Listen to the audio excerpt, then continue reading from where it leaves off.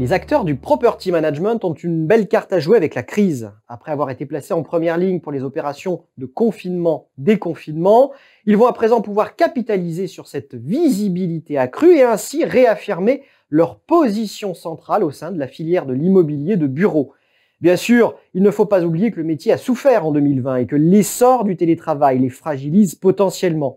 Malgré tout, l'activité a tenu. Selon l'étude Xerfi Precepta, le chiffre d'affaires des acteurs s'est replié de seulement 1% compte tenu de la forte récurrence des revenus des mandats de gestion locative, technique et comptable.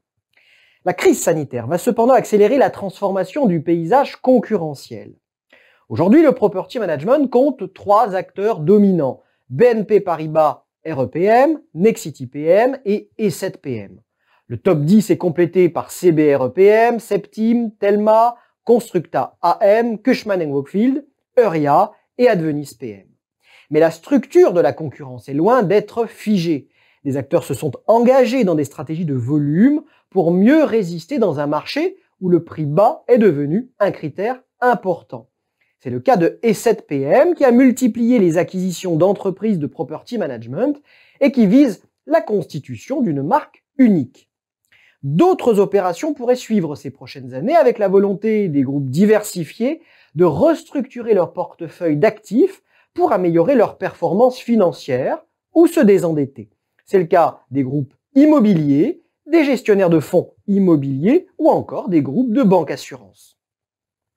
N'oublions pas enfin les PropTech qui occupent une place croissante au sein de la filière immobilière car elles deviennent incontournables dans la gestion de la data et la fourniture de services innovants. Mais pour les property managers, la menace la plus critique réside sans doute dans la contraction du marché de l'immobilier de bureau, conséquence de la crise économique et du nouveau palier franchi par le télétravail. Pour y répondre, l'un des principaux leviers sera le renforcement de l'attractivité des bâtiments gérés pour le compte des propriétaires qui ne pourront plus se contenter de proposer seulement des mètres carrés et une localisation. Ils pourront aussi proposer des services. Dès lors, des opportunités vont s'ouvrir pour les acteurs du property management.